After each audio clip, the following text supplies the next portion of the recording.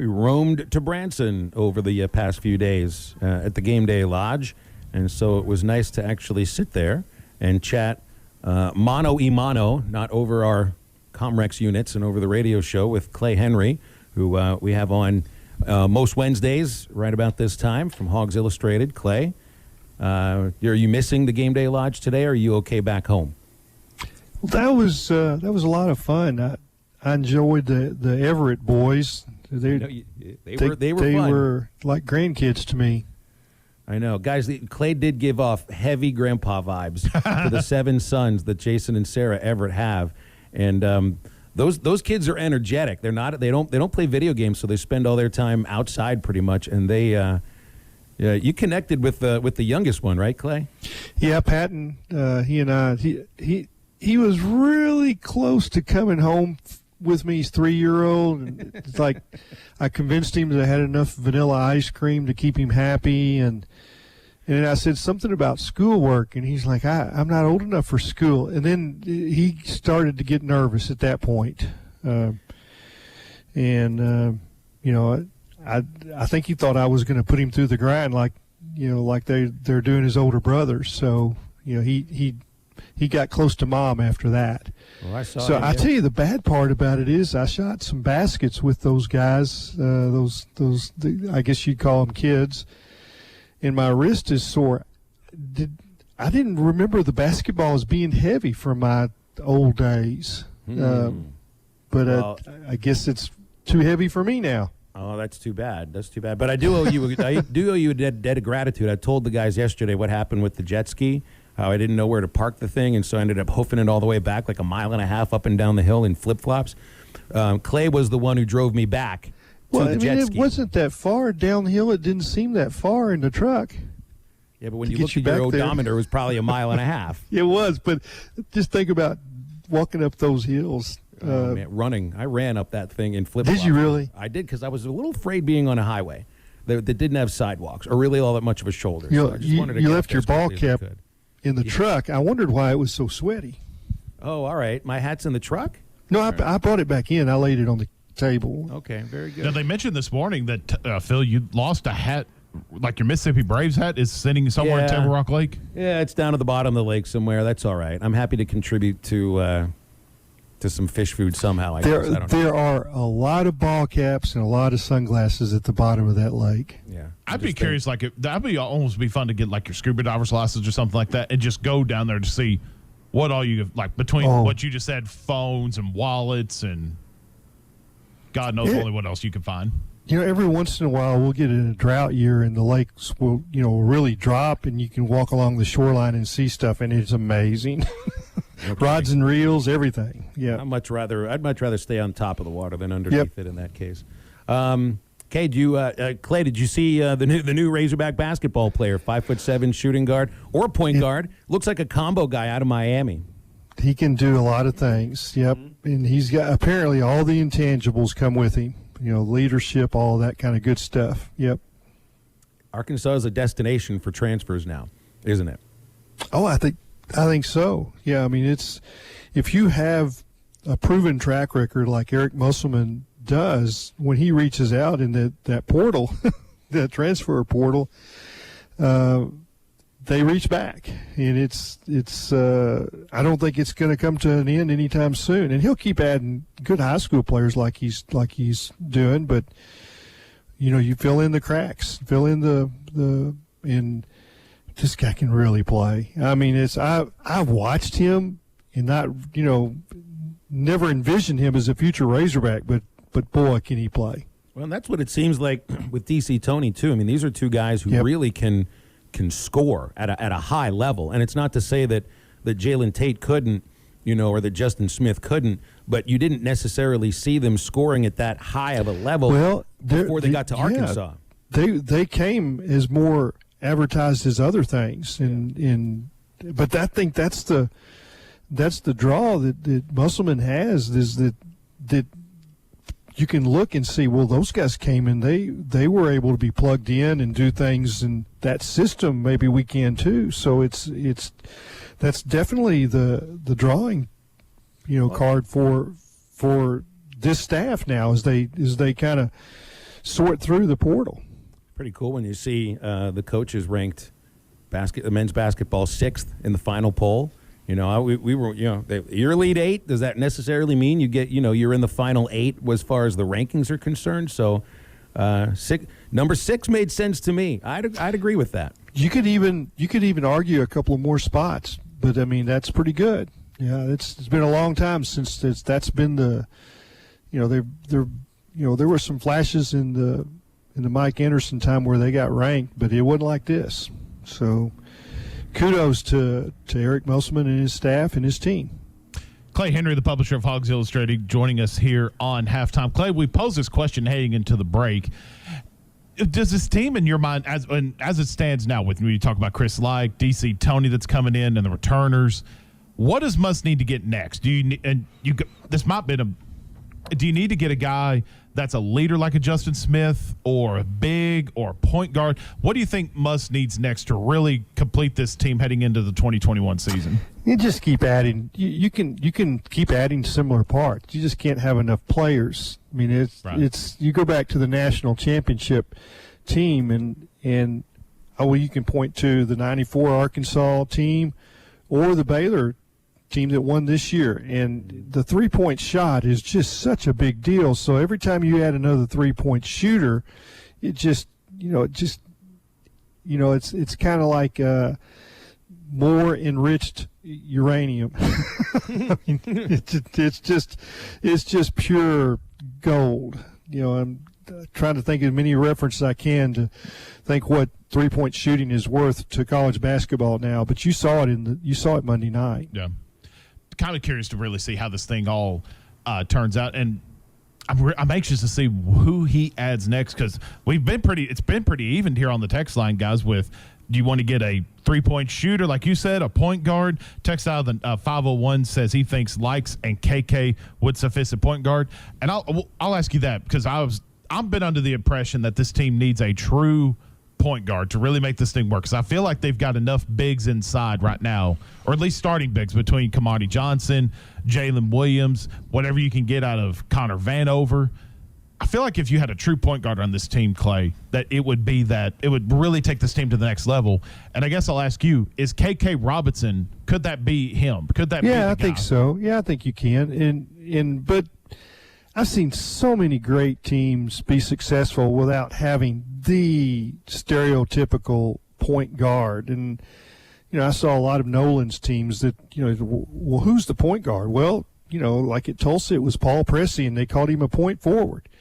And it's just however you want to, get the offense initiated. But it's he can do so many creative things with his NBA background and two-man games and this and that, and how he initiates and runs set plays, it just spins on a dime. I mean, it's just, I don't think he has to have a 1, a 2, a 3, a 4, and a 5. I think he can have all 3s or all 2s or all, it's just, he has the ability to mesh it together, and that's what makes him a brilliant coach. So, if that guy is out there, would you, in a perfect world, I want, a point guard that can shoot threes. Sure. So let's go that way. You know what it looks, and I don't know if there's like a prototypical player for Eric Musselman. But when I no, look at there's the not. guys that came in, the guys that have just left, the guys that are coming in right now, quickness, very, very quick on both ends of the floor, that will play with intensity defensively and try to turn that into points on the other side. Yeah, and but the thing that's really amazing, you say, well, he's probably scanning the portal list for guys that play defense the way he plays. Well, J.D. Note was not that when he came, but he molded him into what you would think is an Eric Musselman player by the second half of the season. Maybe not all together, but I think that ability is what he's looking for. Just basketball players. Yeah, you can't have. It's like in baseball, you can't have enough hitters. You can't have enough hard throwers. Yeah, and in basketball, you can't Horn have enough players. Really takes all shortstops and then figures it out, right? Exactly right. That's right. And I think maybe Muss is angling a little towards that whole idea, although maybe not all the way, the positionless basketball. And he kind of that's the way he spoke about DC Tony. He's sort of positionless. Anyway, we'll get into some baseball and football with Clay after the break. If you got any questions for him, 877-377-6963. Got a little rain falling here at Ballwalker Stadium. The geese are still flying around. Be careful out in center field today, Christian Franklin. Somebody get a poop scooper before the game. Thank you. Right back. I come back including Caden Wallace's 7th home run yesterday, giving Arkansas the lead in the first inning, ties him with Christian Franklin for the team lead. Really turning into a good hitter. I want to get into baseball in a moment, but we got to get this out of the way first. Clay Henry's with us from Hogs Illustrated, and it's not that I want to get you out of the way, Clay. I got to get this topic out of the way here because SmackDown informed me during the commercial break that the University of Arizona is now looking for a new men's basketball coach. One of my favorite Pitt Panthers of all time, Sean Miller, has been relieved of his duties as the Arizona head men's basketball coach for various reasons that I think we're all aware of. And I know, look, I mean, Eric Musselman's been mentioned in everywhere so far, and that's the West Coast team, plays in the Pac-12. My question to you here, Clay, has nothing to do with that. How many days would you give a buffer here before an extension is announced at Arkansas for Eric Musselman? Well, it may be that you hear soon in, a week or so that a letter of intent has been signed or something, because sometimes you agree in principle, but then it takes the lawyers a while to really hammer it all down, the legalese. And I just recall so many times, an Arkansas coach is like, well, we hear the contract is about done, and it might be another month. Mm-hmm. And then you hear later, well, we agreed to everything, but the lawyers are just sticking in a word here or there, and it goes back and forth for a while. And so I think they're probably at that stage that they know where they're headed, and it's all fine. Do not envision him going to Arizona. Arizona, I've been there a lot. My oldest brother Butch was senior associate AD there during the Lute Olson time, and would go out there to visit him. And Tucson is intense heat for 9 months. It's almost, you think, well, it's not very far from San Diego and LA. Those are just different climates altogether. Mm-hmm.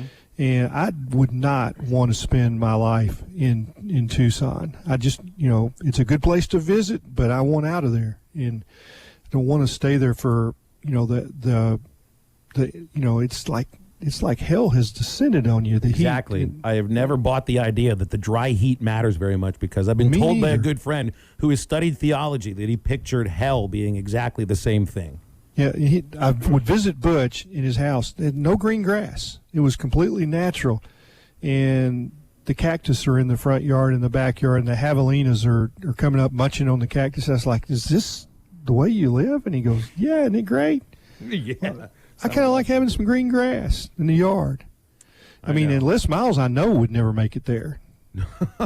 No, I think there's a lot of places he wouldn't make it right now either. All right, let's get into baseball here. Hey, how about the Miller boys? They're both falling out of favor, right? Good point. Yeah. Archie Miller and I forgot their father's name. He was a legendary high school coach in Black Hawk, Pennsylvania that they both came from. I used to love watching Miller play point guard for Pitt. I remember watching him on the David Letterman show, dribbling 3 basketballs at the same time as like an 8-year-old. I'd forgotten that. You're right. Yeah, he was really good. Arkansas pitching was really good last night.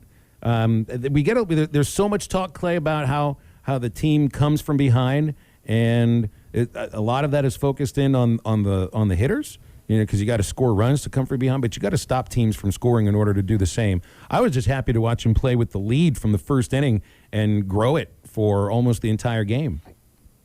Would have been a fun night to pitch. The wind's blowing in and give you some confidence to maybe try some pitches, and it looked like Bolden with his curveball, which had been a non-factor for a long time. It looked like it was back. The slider wasn't there, but the big breaker was. Mm-hmm. And it looked like he could throw it anytime he wanted to. That's promising right there. I mean, in college baseball, a pitcher that can throw a curveball, a true curveball in any count is really valuable commodity. And if he's back to that, it changes things in their bullpen again. Well, he needed that other pitch because usually for Ramage, you got to be able to throw the slider or the off speed. The changeup can be really good. And if you've got a curveball, that really can do. That's two pitches at the same time. That's an off speed and a breaking pitch at the same time. And that's what it looked like Cole really did have going yesterday. I think so. Yeah, today is Bolden, and I think it's important for Caleb to get out there and look. I mean, you don't need to. It's Ramage. I'm sorry. It's okay, but I think they're looking to get these guys. I want Bolden to make the same kind of jump. Yeah, right. That's exactly right, because that's where later in the season he could still come up very large. So could Cole Ramage. When you're talking NCAA tournament, that's when the pitchers that are working on the midweek as starters can really prove to be very valuable. When the wind is blowing in like that, and you see in the first inning, Caden Wallace, I mean, the ball that he hit, the stroke was about 8 inches long, his batting stroke, and the ball just jumped. I mean, he is really going to be some kind of a player, and I mean, I guess he already is. What's his hitting streak now? Yeah, he's at 11 straight games with a base hit.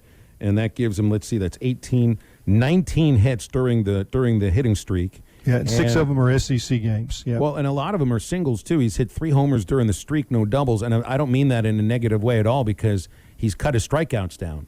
Before this hitting streak, he was striking out at a higher pace. That's been cut down, and he's become a better hitter because of it. Well, it's so much positive with this team, and they're going to Ole Miss. I mean, you got to play the game tonight. I know that. Yeah. But this is really a big weekend. You come out of the first half of the season and you've got a bunch of victories in Starkville and Oxford. You're going to host, and you're going to have a great chance to go to Omaha because of the seed that you're going to get. And so this is a big weekend when the pressure is more on Ole Miss, I think, Phil.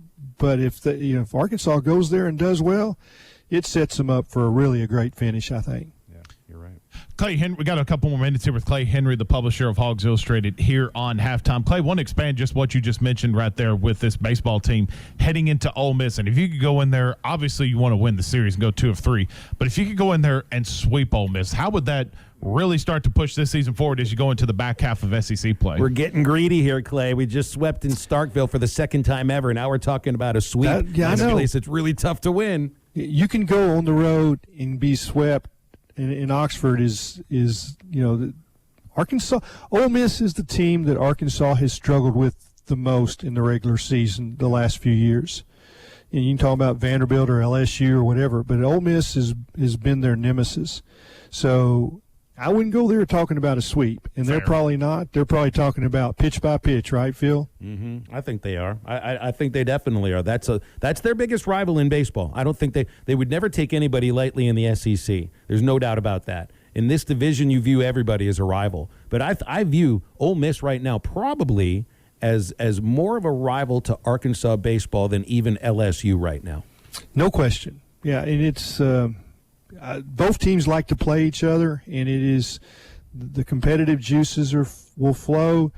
It's a completely different type atmosphere in each dugout. Don't you think, Phil? I mean, the chirping and the stuff that happens with Ole Miss and the bravado that they play with, which is just completely foreign to anything Dave Van Horn will ever put on the field. Oh, my gosh. You talk about, like, the word culture getting thrown around in sports too much. The culture between Arkansas baseball and Ole Miss baseball, while both teams are really good, fundamentally sound, and could beat anybody in this nation on any given day, the culture between the way that they treat the game and the way they treat their opponents really there's just a huge chasm, larger than the Grand Canyon.